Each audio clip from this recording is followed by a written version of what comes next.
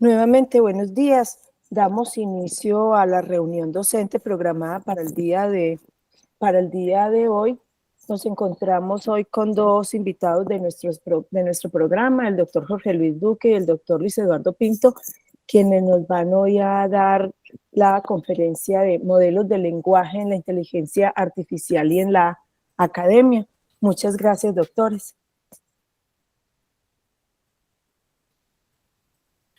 Bueno, buenos días a todos. Gracias, doctora, por la presentación y gracias a todos por estar acá. Vamos entonces con el doctor Pinto, que hacemos parte digamos, del grupo que hemos creado de iMediQ y de buena manera somos las personas encargadas de liderar todo este proceso de la inmersión en todo lo que tiene que ver con, llamémoslo, inteligencia artificial o machine learning. Y para hoy, pues ya tenemos como, digamos, creo que es el segundo momento, y la dinámica va a ser la siguiente. El doctor Pinto, durante 35 minutos, nos va a hacer la presentación de todo lo que tiene que ver con modelos de lenguaje y medicina, y luego continúo yo otros 30 minutos eh, presentándoles 3 herramientas iniciales, que van a ser muchas, pero vamos a compartirles 3 herramientas. Luego tendremos un espacio, creo que de preguntas y respuestas. Desde ya de pronto les pido disculpas porque resultó una urgencia y tengo que, por ahí faltando 15 para las 9, ausentarme, pero ahí va a estar el doctor Pinto también resolviendo alguna duda si aparece. Bueno, doctor Pinto, es su tiempo. Bueno, doctor Duque, doctora María Eugenia, compañeros, muy buenos días. ¿Me están escuchando? Perfecto. Si quiere, prende la camarita como para ver lo que... Bueno, no, mira que tengo aquí la dificultad en este momento con la cámara. Me hubiera gustado, pero hay una advertencia Vale, último momento y no hay de problema. pronto tarda tiempo en resolverse, entonces pues hagámoslo sin la camarita, por hoy me perdonan. Vale, doctor. Lo segundo es, ¿están viendo mi pantalla? Sí, señor. Perfecto, Sí, señor. muchísimas gracias. Bueno, no, en nombre de Amedicue, el doctor Duque, del mío propio, pues muchas gracias por estar aquí el día de hoy. Vamos a hablar acerca de los grandes modelos de lenguaje. Yo pienso que pues, el tema es relevante, casi siempre se da charlas sobre inteligencia artificial en general, ¿no?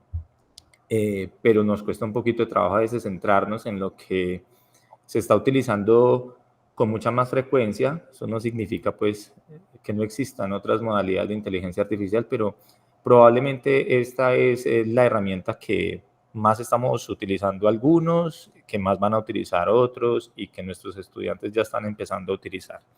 Entonces, obviamente el auge de los grandes modelos de lenguaje tiene una serie de ventajas y desventajas, pero nuestro deber como docentes es conocerlos para poder guiar a nuestros estudiantes y el trabajo nuestro propio en una dirección que sea responsable, pero al mismo tiempo que sea entendible. Entonces, pues esto no es más que una introducción a los grandes modelos de lenguaje. No soy un experto, he hecho un esfuerzo por tratar de consultar con quienes sí lo son para la selección del material. Parte pues, de este esfuerzo con el doctor Duque y también con Hipócrates. Hipócrates es un tanque de pensamiento en inteligencia artificial en donde hay grandes directamente la oportunidad de aprender desde que me eligieron miembro del grupo. En algún momento espero tener el honor de compartir con alguno de ellos este espacio con ustedes. Entonces, sin más preámbulo, pues se ha publicado ya un poco acerca de cuáles son las competencias de lo que llamaríamos el AI alfabetismo o el alfabetismo en inteligencia artificial. Acá hay un artículo del 2021 en donde se hace una revisión exploratoria de lo que podría ser este concepto y se definen unas competencias básicas, dentro de las cuales está conocer las funciones básicas de la inteligencia artificial, cómo utilizar esas aplicaciones, aplicar conocimientos y conceptos de inteligencia artificial en diferentes escenarios. Esto va a ser muy importante porque probablemente la inteligencia artificial pues, pueda en algún momento tener que ver incluso con quienes no quisieran, porque se convirtiera en una estrategia más, como por ejemplo utilizar herramientas del laboratorio y poderlas interpretar. Entonces, en este sentido, pues tendremos que tener capacidades como por ejemplo de poder leer críticamente un reporte de investigación que involucre inteligencia artificial o machine learning. La tercera, pues, es adquirir habilidades de pensamiento de orden superior, como evaluar, estimar, predecir, diseñar, con aplicaciones de inteligencia artificial y, pues, quizá lo más importante, las consideraciones centradas en el ser humano, como por ejemplo la equidad, rendición de cuentas, transparencia, ética y seguridad, que en su momento, pues, tendremos que abordar con todo el rigor del tema, porque, pues, inicialmente consideramos es importante saber de lo que estamos hablando antes de emitir de pronto un juicio apresurado, bien sea en la exageración de las capacidades o en la subestimación del potencial. Estas definiciones vienen de un libro importante, ya muy famoso, es el libro de Horvik, Definiciones de inteligencia artificial. La disciplina nace fundamentalmente como una necesidad de resolver problemas complejos, o sea que se le llama inteligencia artificial porque se trata de reproducir la inteligencia humana en artefactos, en este caso ordenadores o computadores, pero hay que, digamos, entender que históricamente el problema era con los problemas complejos, valga la redundancia. Es decir, aquellos problemas, entre otras cosas, que involucran una gran cantidad de elementos y que pues operativamente sería una gran cantidad de datos. Pero de aquí también se desprenden dos escuelas, unas pensando en términos humanos y otras en términos de racionalidad no humana. En este caso, racionalidad esquivando aquellos problemas que solemos tener los seres humanos con el razonamiento. Y pues al mismo tiempo otro cuadrante que tiene que ver con el pensar y con el actuar. Entonces pues quizá en este sentido cada uno de nosotros termina ubicándose en alguno de estos cuadrantes. Algunos pensaremos pues que la inteligencia artificial tiene que ver básicamente con pensar como humanos, pero que lo haga una máquina. Otros en actuar como humanos, pero que lo haga una máquina o un robot. Y otros en poder superar las limitaciones que tenemos los seres humanos y poder pensar racionalmente o actuar racionalmente. Entonces, digamos que en estas cuatro definiciones podría uno enmarcarse, pero siempre pensando que históricamente el objetivo ha sido resolver problemas complejos.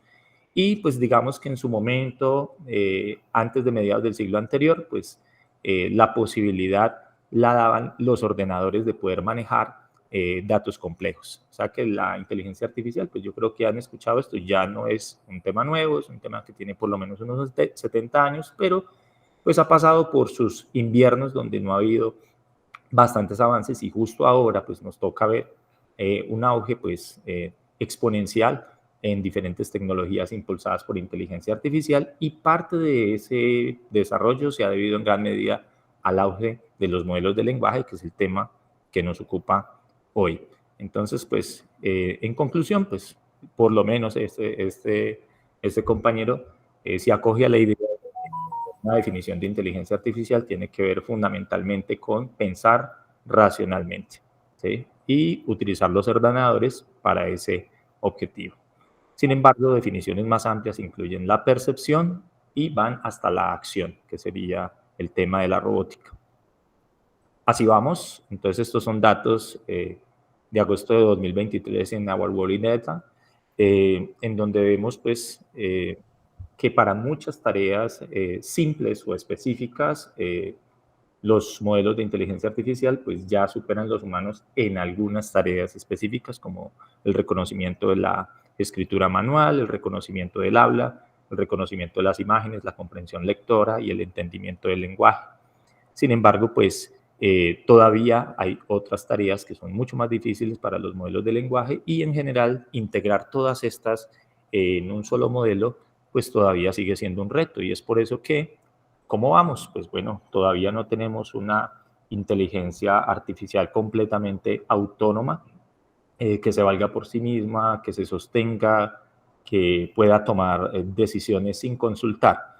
Y una inteligencia general que englobe varias tareas humanas y las pueda desarrollar coordinadamente, pues lo estamos quizá alcanzando con los nuevos modelos multimodales que involucran audio, texto, código, pero no estamos ni siquiera todavía esa inteligencia general, pero pues podríamos decir que hacia allá nos estamos dirigiendo con los últimos desarrollos. Y la inteligencia estrecha pues se refiere fundamentalmente a cada tarea individualmente. Para el tema que nos convoca hoy, pues es relevante este hombre, Ludwig Wittgenstein. Aquí hay una frase célebre: los límites de mi lenguaje son los límites de mi mundo. Esta frase pues la traigo a colación porque fundamentalmente nos ayuda a tener en cuenta o a tomar en consideración que nuestra interacción con los modelos de lenguaje, en particular esa interacción que se da a través de modelos que dialogan con uno, que conversan con uno, que son los que llamamos los chatbots, solamente van a comprender en la medida en que nosotros podamos expresarle nuestras indicaciones o solicitudes. Pero no solamente por eso resulta relevante este filósofo, sino porque Wittgenstein considera que pues, realmente nosotros utilizamos los términos en la medida en que estos se utilizan en una comunidad de forma frecuente. ¿A qué vamos? A que a veces nosotros nos apegamos muchísimo a las definiciones formales de cada concepto, idea o término, pero pues realmente es en el mundo del uso real en donde nosotros podemos darle significado a las palabras. Nuestra disciplina o los modelos de lenguaje se desarrollan aparte de la inteligencia artificial en un principio en el campo de la lingüística. En el campo de la lingüística, pues, surgen muchísimos problemas y uno de ellos es que quizá el mismo lenguaje no obtenía las respuestas para, por ejemplo, poder crear una representación abstracta del lenguaje humano y que en esa representación abstracta nosotros pudiéramos hacer cálculos, pudiéramos hacer predicciones, es decir, no teníamos un modelo del lenguaje. Y pues los primeros esfuerzos de los teóricos de la lingüística fueron en dirección a tratar de dar una representación del lenguaje, y una de esas representaciones del lenguaje fue una representación estadística en donde los términos que tienen significados parecidos y usos comunes en una comunidad estuvieran localizados de una forma muy cercana o de una manera muy cercana en un espacio abstracto. Algo ahorita les puedo mostrar una imagen para que nos hagamos una mejor idea. Y con el pasar del tiempo, la lingüística se fue acercando al terreno de la inteligencia artificial, más específicamente cuando surgen entonces todas las iniciativas para poder procesar el lenguaje natural manipulando modelos, inicialmente modelos estadísticos de la distribución de las palabras. A esto le llamamos nosotros procesamiento del lenguaje natural, pero manipular estos modelos requería cálculo, y cálculo que no está, digamos, al alcance de un ser humano normal, y por lo que se necesitarían entonces ordenadores.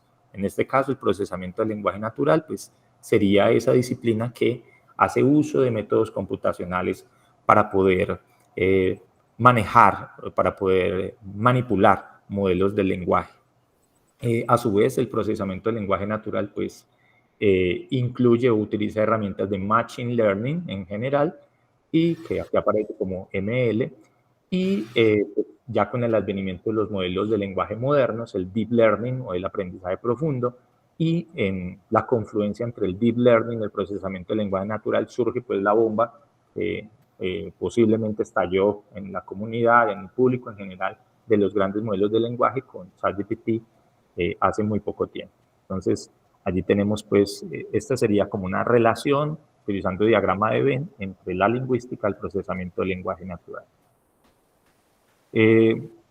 La inteligencia artificial pues incluye el Machine Learning, no son exactamente sinónimos, por supuesto. El aprendizaje de máquinas es solamente eso, faltaría la acción de máquinas que complementaría y daría lugar a todo el espectro de lo que sería la inteligencia artificial.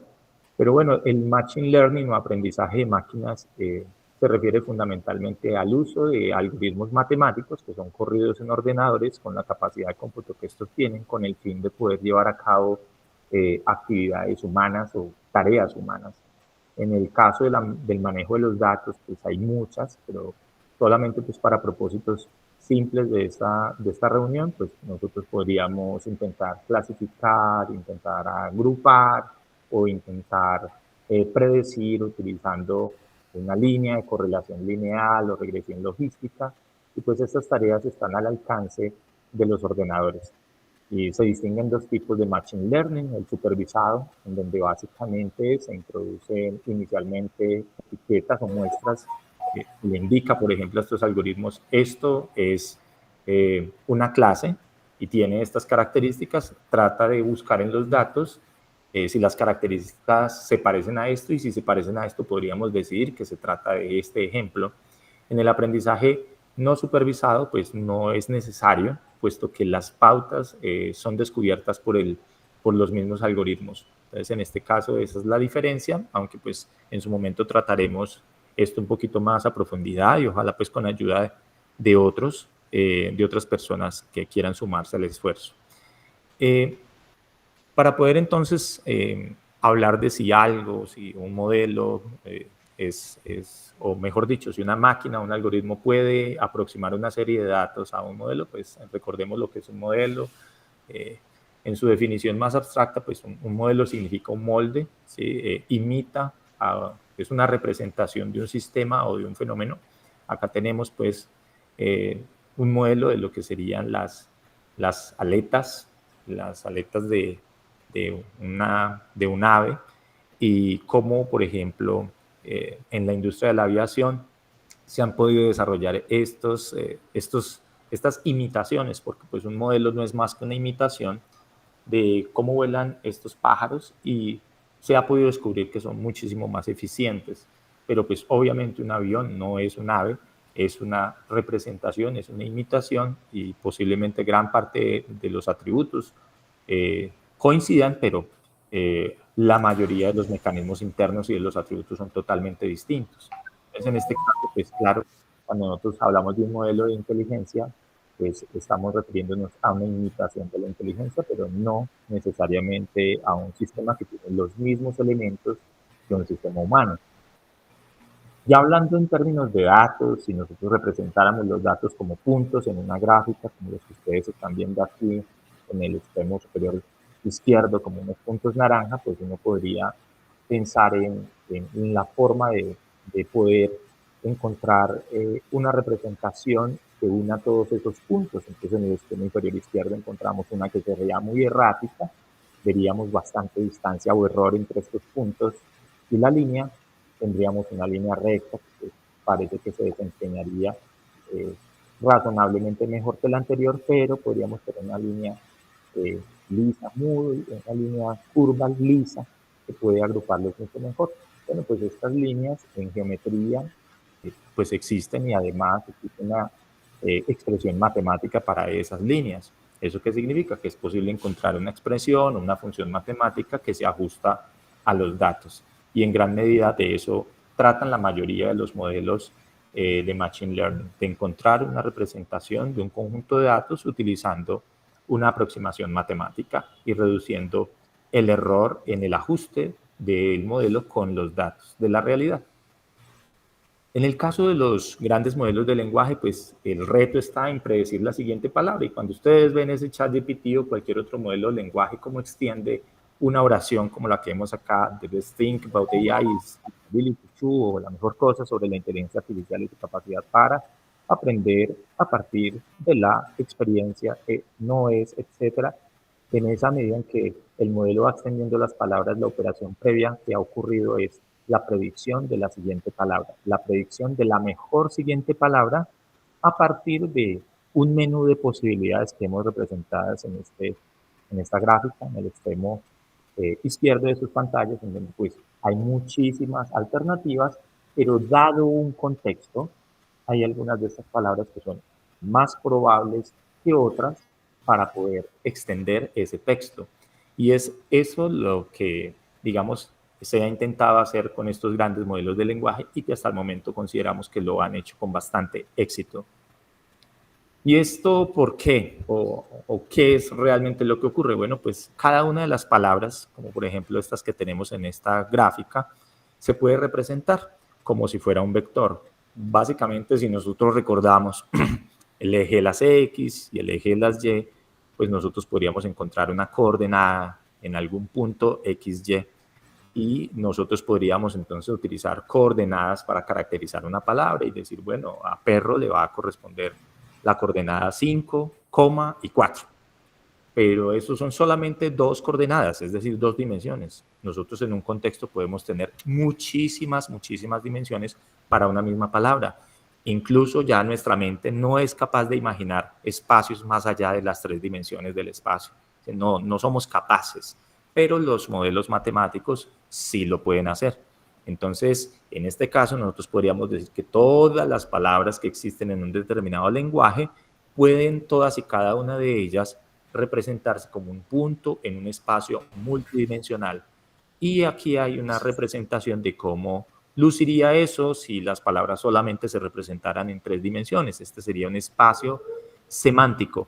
Y decimos semántico refiriéndonos al significado de las palabras, en donde los vectores en ese espacio se parecen si las palabras que esos vectores representan son palabras parecidas o son palabras similares o son palabras que tienen un significado similar. Entonces, en ese espacio semántico, palabras que se parecen están cercanas, palabras que no se parecen están muy distantes dentro de ese espacio semántico que, repito, nuestra mente no puede manipular, pero un modelo de lenguaje sí.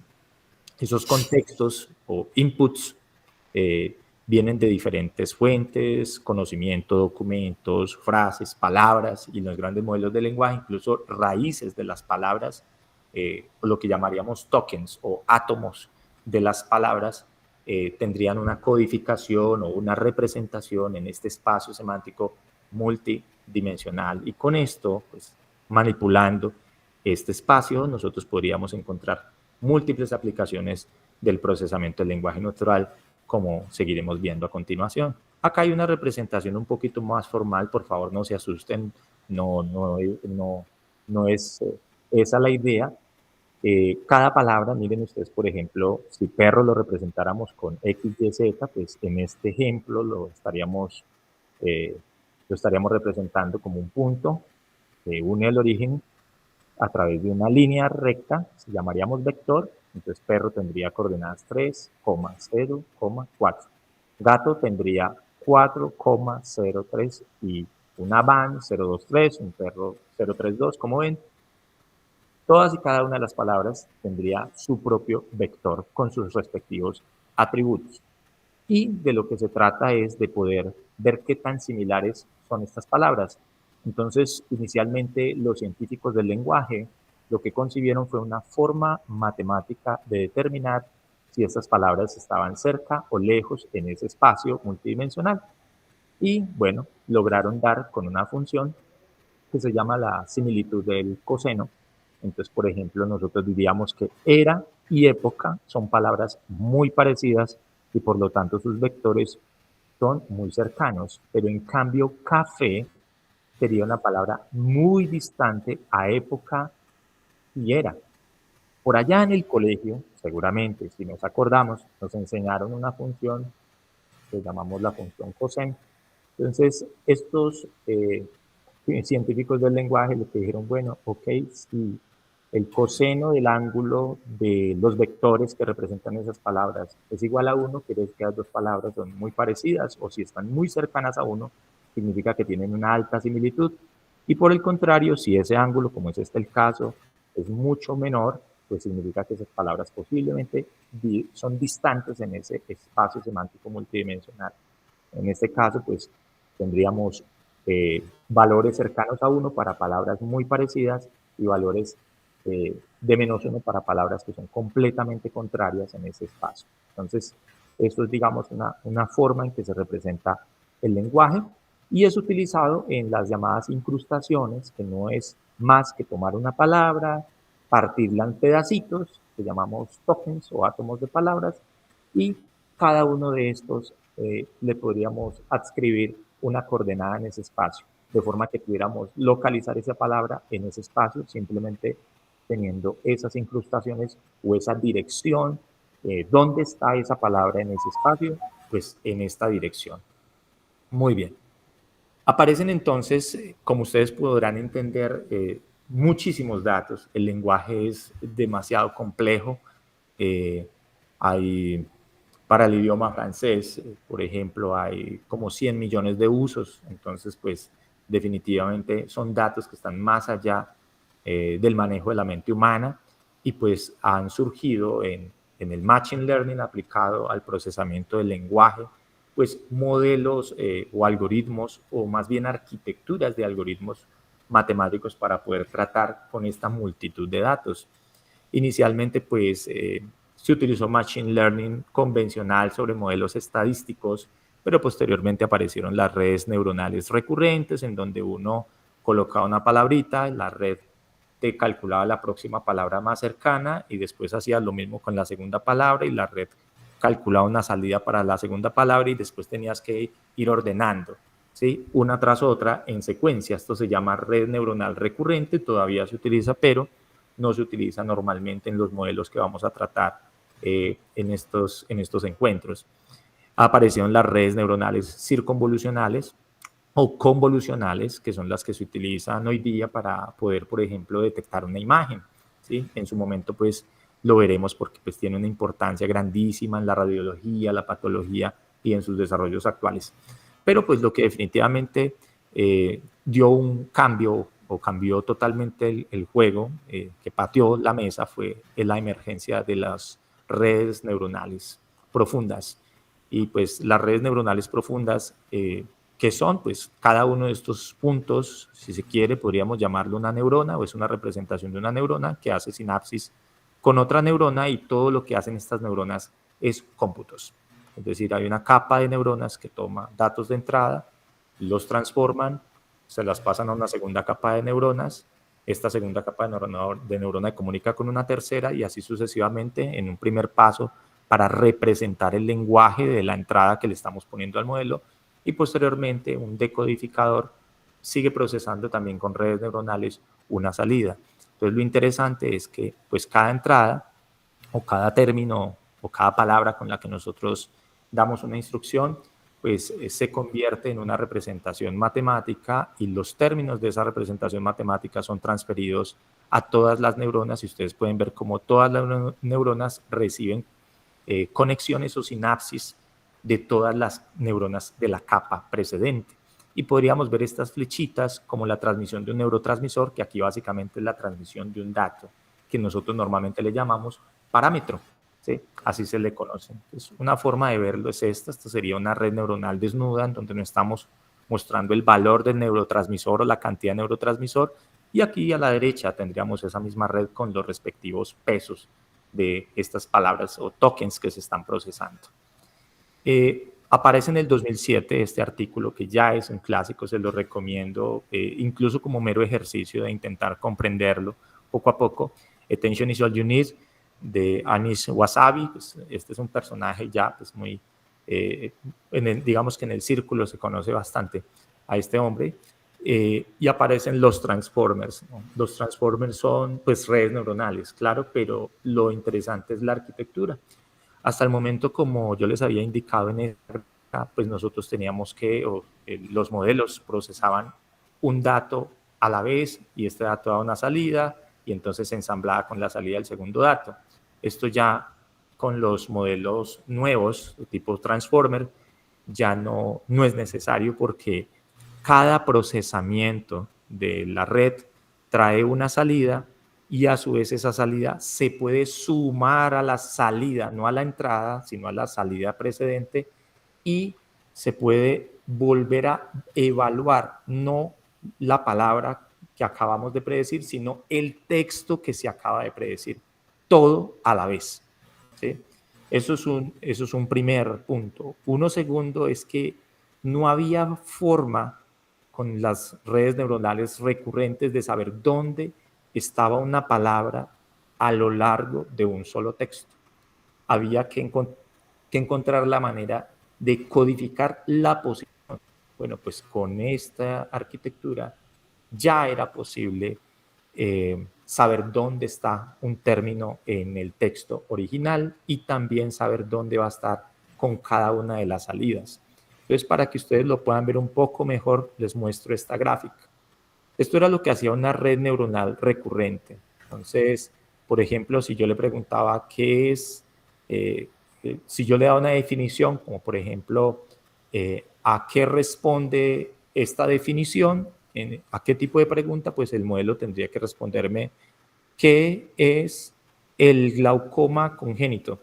Y en este caso, pues una primera parte del procesamiento era predecir la partícula que, después es, pero yo no volvía a qué. Después congenital, pero yo no volvía ni a qué ni a es. Y después glaucoma, yo no volvía ni a qué, ni a es, ni a congénito. Con la llegada de los transformers, lo que ocurre o lo que ocurrió es que podíamos, con cada palabra que se extiende, digamos en un modelo como el ChatGPT, yo vuelvo a mirar todo el texto que le precede, digamos el qué es, se vuelve a mirar con el modelo de lenguaje. Y cuando agrega congénito, vuelvo y miro todo el conjunto. Y es por eso que estos modelos dan unas respuestas coherentes. Coherentes porque no olvidan el texto precedente, porque con cada paso de procesamiento están procesando todo el texto nuevamente. Entonces, este tipo de arquitectura se podía correr porque ya había un poder computacional mucho más eficiente que permite que cada entrada, cada una de las entradas que están en una instrucción se procesen de forma paralela, simultánea, y a través de esta comunicación entre redes neuronales, los procesamientos parciales que se dan en una capa se van transmitiendo a la segunda y se va todo el tiempo revisando el proceso enteramente. Y es por eso que las salidas de los modelos basados en transformers son salidas muy, muy coherentes, y esa es quizá una de las principales virtudes y es una de las cosas que más llama la atención, porque dan la impresión de estar uno conversando pues con alguien que tiene una formación rigurosa, por lo menos en la escritura. Y bueno, pues una cosa son los grandes modelos de lenguaje y otra cosa son los chatbots, son muy parecidos, pero un chatbot es esencialmente una herramienta diseñada para poder interactuar con un ser humano y que el ser humano pueda comunicarse con estos modelos grandes de lenguaje. Se hace pues a través de conversaciones, y las conversaciones se toman como si fueran impulsos para que la red haga que crezca un texto. Y ese impulso también lo podemos nosotros llamar indicación o instrucción, y en inglés el término es prompt. Es por eso que prompting o las técnicas para prompting son una de las habilidades básicas para dominar los grandes modelos de lenguaje. Dicho sea de paso, esperamos tener la oportunidad en una próxima reunión de todos poder compartir nuestras habilidades en prompting para que la interacción con estos modelos de lenguaje a través de chatbots sea efectiva y al mismo tiempo responsable y prudente. Aparecen entonces todos estos chatbots famosos hoy día, hay muchos más, claro. Muchos de los chatbots que existen son adaptaciones de otros. Por ejemplo, Bing es un chatbot que se basa en GPT-4, que pues, es el modelo que está detrás de ChatGPT Premium, y pues el ChatGPT normal que tenemos muchos de forma gratuita está impulsado por un modelo que se llama GPT 3.5.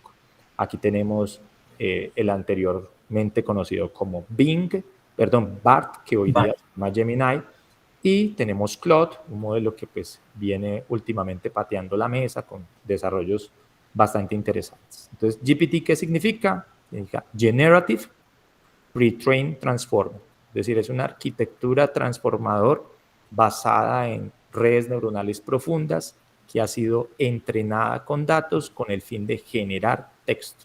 Pero hoy día, como sabemos, GPT no genera solamente texto, también puede generar audio a través de una adaptación llamada Whisper, y también puede generar código, y pues se ha podido adaptar ahorita con Sora, que nos ha impresionado con video, en esto que llamaríamos ya los modelos de lenguaje multimodal, pero pues GPT en últimas no es más que un transformer, es una arquitectura basada en transformer. ¿Con qué se entrenan?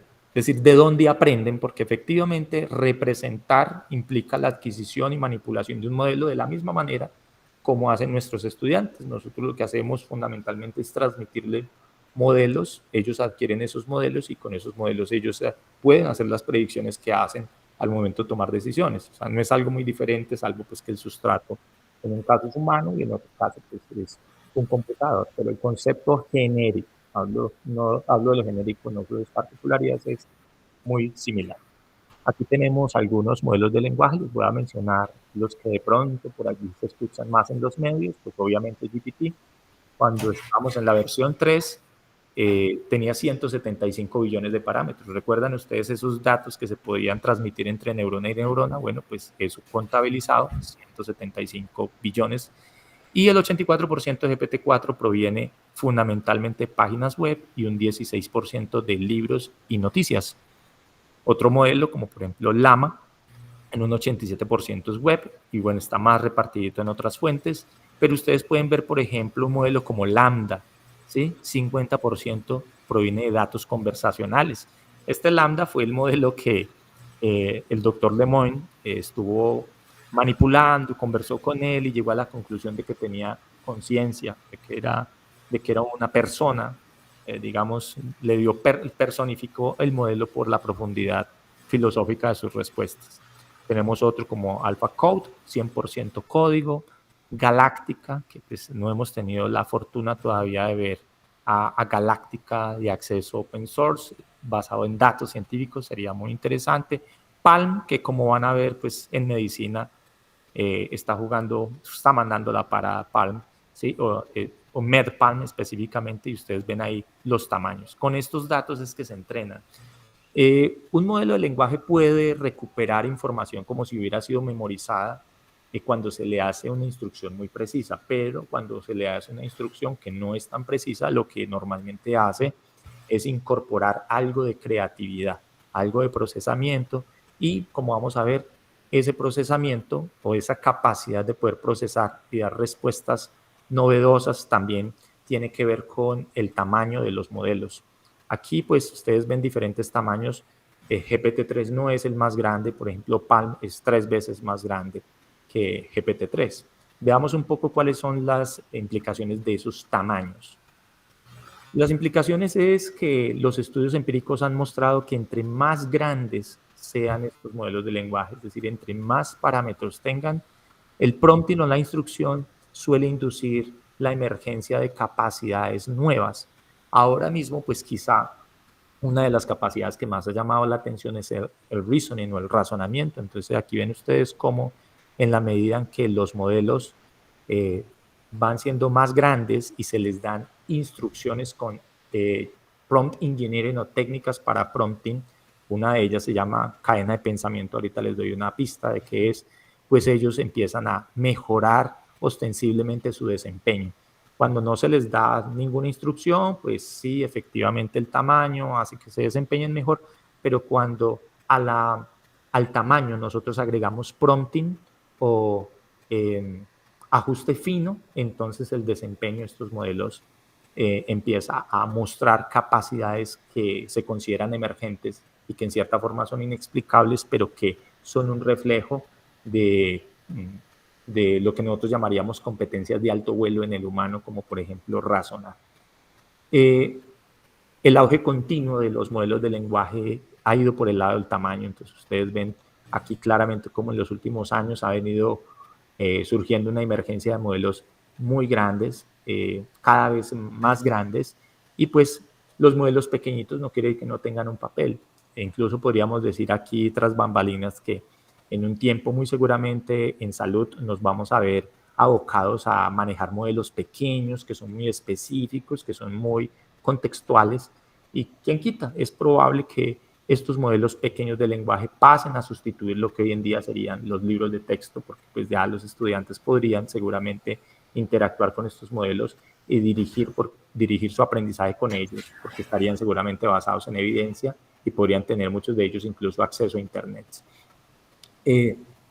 ¿Cómo se desempeñan los grandes modelos de lenguaje para respuestas médicas? Pues las cosas han cambiado desde el 2020 hasta el 2023. Vemos que cada vez hay mayor capacidad de estos modelos para responder preguntas, como por ejemplo el estilo del USMLE.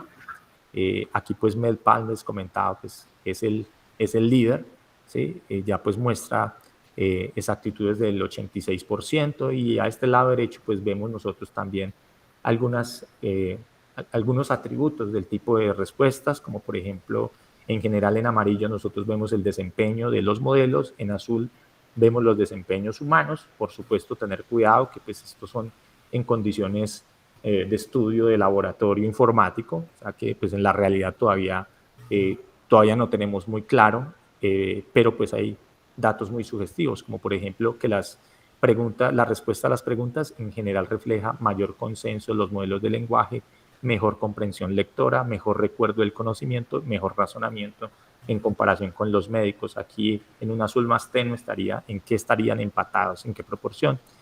Información irrelevante, más exacta con los más inexacta. Entonces hay ese riesgo porque hay un parámetro de temperatura que le da algo de creatividad a estos modelos, y esto puede terminar a veces en lo que llamamos alucinaciones, que son un tema para abordar en responsabilidad con los grandes modelos. Entonces, un poco más de información irrelevante e inexacta con los grandes modelos.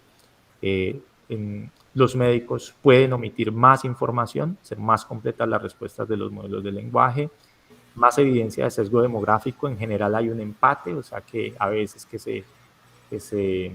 se tilda a los modelos de estar sesgados, efectivamente lo están, pero los seres humanos también lo estamos. Mayor extensión del daño, en general con los médicos, en este tipo de evaluaciones, mayor probabilidad del daño también con los médicos y un poco menos con estos modelos.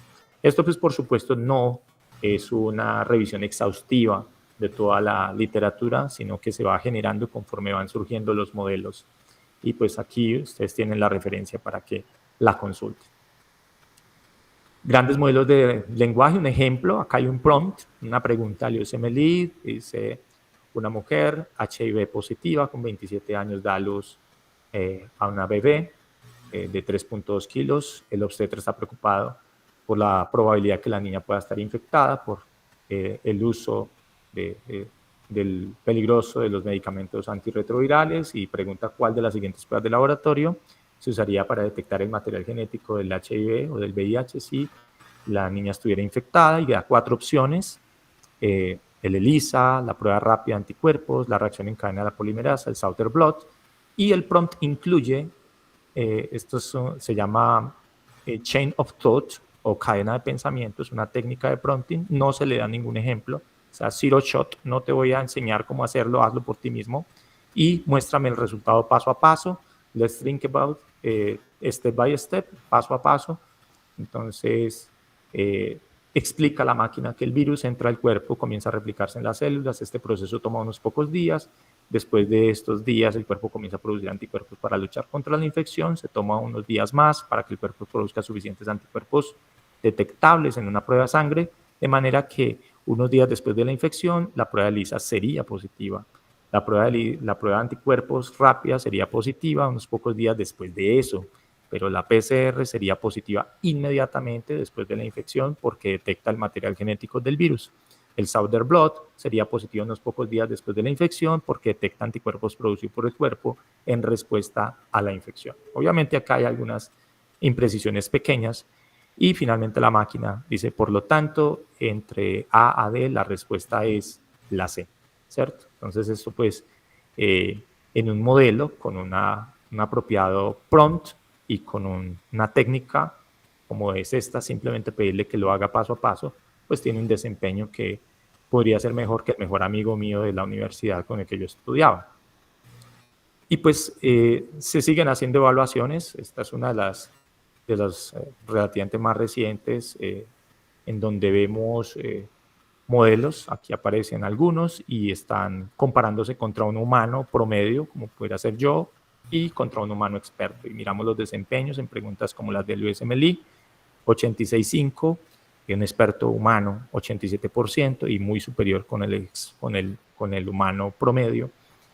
Con este otro modelo, con preguntas PubMed, 81.2, los expertos 78, no hay datos para el humano promedio, pero pues en general, lo que se refiere a responder preguntas, que por supuesto no resume toda la actividad clínica, pues estos modelos lo hacen bastante bien. En este estudio se utilizaron diferentes prompts para cadena de pensamiento, como pensar paso a paso como un experto médico, utilizar el razonamiento inductivo, diferenciar usando razonamiento paso a paso o derivar un diagnóstico diferencial. Estos fueron, digamos, para otras preguntas, las diferentes variantes del mismo prompt de cadena de pensamiento, y este fue el desempeño. Ya un poco más aterrizados, se han hecho estudios, por ejemplo, este publicado en JAMA llamó mucho la atención. A un conjunto de pacientes se les envían preguntas que han sido elaboradas por un chatbot versus preguntas que han sido elaboradas por médicos, y se les pide que evalúen la calidad de las respuestas recibidas y la calidad de la empatía percibida con esas respuestas. Las personas no conocen el origen de estas respuestas y pues en términos de calidad, digamos que los chatbots estuvieron mucho más sesgados hacia las respuestas de mejor calidad que los médicos. Y en empatía tampoco nos fue muy bien. Las personas percibieron una mayor empatía, unas respuestas más empáticas en comparación con los médicos en los mensajes. Esto, por supuesto, pues es un estudio, pues, digamos, como pequeño en extensión.